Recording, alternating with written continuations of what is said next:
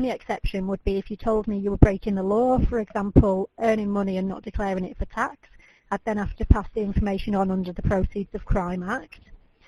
So the last section, it talks about complaints and the Financial Services Compensation Scheme. So hopefully you'll be happy with what I do for you today, and you won't want to make a complaint. But if you do want to complain about me, it gives you instructions on how to do so. So as a company, one of our main priorities is treating our customers fairly at all times. And if we look after you and do a fantastic job, then hopefully you'll recommend us to your friends, colleagues and family, which in turn will make the company stronger, which is exactly what we want, really. Okay, yes. Okay. Yeah. So do you have any questions about that, or does it all make sense? Yeah, it all makes sense. Like, yeah, all I can wait is for you really to say how much I would perhaps be entitled to. Mm-hmm. Yeah, and what you really, it's what information you need off me. Actually, first, ignore that. Yeah. To see if I'm eligible for it. Yeah, because absolutely. I know a limited amount about it. Well, what we'll do, we'll go through the different types of equity release, and we'll have a chat about those as well. And then I'll take all of your information from you, and then I'll go away and do all my research, and sort of book in a second telephone call to come back to you with my findings. Right. Okay. Yeah. So what we'll do then, we'll go on to the more interesting part now, and that's going to be talking about yourself and what you want to achieve. So I will be asking you, obviously, a lot of questions today to build up a clear picture of your situation and your needs and preferences. So I'll be completing what's called a fact find, and that'll help me make a recommendation for you. So it's really important that you give me full and accurate information to the best of your knowledge. And then that means that when I come back with my recommendation, everything works and there's no surprises further down the line. Okay? Okay, yeah. Right, so you've told me ideally you'd like to raise around about 100,000 for, is it just for sort of so you can retire and just to cover general living costs going forward? It is really. I mean, I come out with about £1,500 a month at the minute. And yeah. If, you know, if I can use that and then obviously a bit of living and everything. Yeah. To cover me until I think it's 66, when obviously I should just go with the state pension then. You know? So you're 60 at the moment, is that right? That's right, yeah. Okay. Yeah. So you'd want money for the next 6 years to obviously live off, and then going on from there just to top up your state pension as well? That's right, yes. Yeah. Okay. So there's two different routes you can go down with equity release. So do you understand the differences between the different types of equity release, or do you want me to run through it for you? Yeah, I don't really understand different types. Okay, right. You know. So the first route is called a lifetime mortgage, and this is the most popular one that most people do choose. Yes. So what happens with this one is you retain full ownership of the property, but with a long-term loan secured on the property. Right, yeah. And then when you either die or move into long-term care, the home is then sold, and the money from that sale is used to pay off the loan. Okay? Yeah. Yeah. So what you can do with this, you can choose to have a monthly payment to pay the interest, or you can choose to have no monthly payment, and then the interest would just be added onto the loan, and then it would be paid off in full from the sale of your property. Right, yeah. Okay.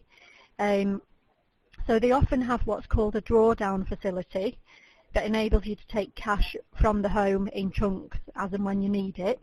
So you wouldn't necessarily need to take 100,000 all in one go. Right, so, yeah. For example, if you took 100,000 up front, or the maximum available, whatever that may be, if you took the maximum available, you'd be paying interest, you're getting charged interest on that from day one. Okay. Oh, okay, yeah. Whereas if you took sort of 20,000 and then had the rest on a drawdown facility, you wouldn't be charged any interest on the drawdown facility. It's like a reserve. You wouldn't be charged any interest on that until you take it, and you can draw down on that at any time. So if you took an initial lump sum of, say, 20,000, then that's what you would get charged interest on, and then after a year you might go, I want another 20,000 now, and you could use a drawdown facility. Right, yeah. And do it That that would, way instead of the 100,000. yeah, because that would just mean you're not paying interest on everything up front. Yes, yeah, I'm with you. So, you know, if you choose never to take anything off the drawdown facility, then you never pay interest on anything other than your initial amount. Okay.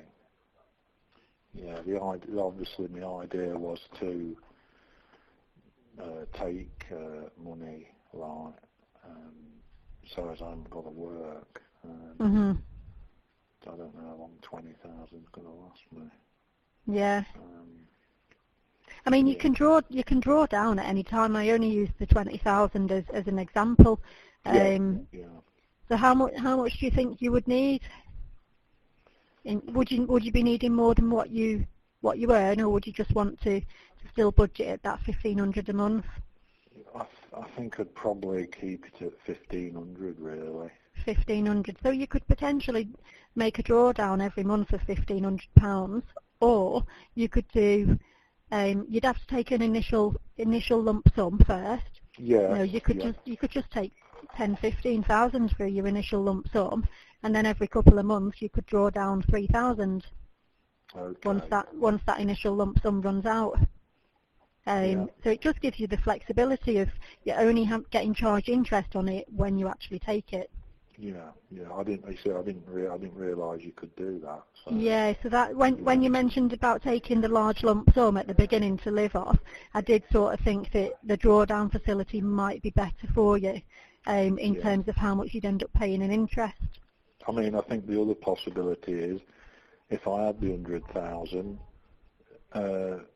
Well, not as I would, but you know, I suppose if you spent it all, where would that leave you? You'd be in a bit of a mess, I think. So, exactly, yeah. Yeah, and then obviously I don't want that. So. And you'd be surprised how quickly people spend it when it's sat there in the bank account as well.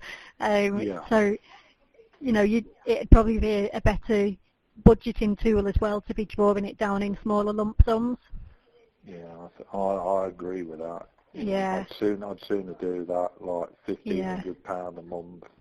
Yeah. And what you said, an initial one of 1,500. Well, anyway, perhaps that's jumping the gun because you've got to talk all the other stuff to me. Yeah. So that's your first option that would be available. Now the second option, so that's a lifetime mortgage. Now the second option is called a home reversion plan. Right. And this involves selling all or part of your property to a provider at a discounted rate, and you'll then continue to live there as a tenant but pay no rent. Yeah, okay. Okay. What's your thoughts on that one? Yeah, that's all right. Depending on what the discounted rate of buying the property is.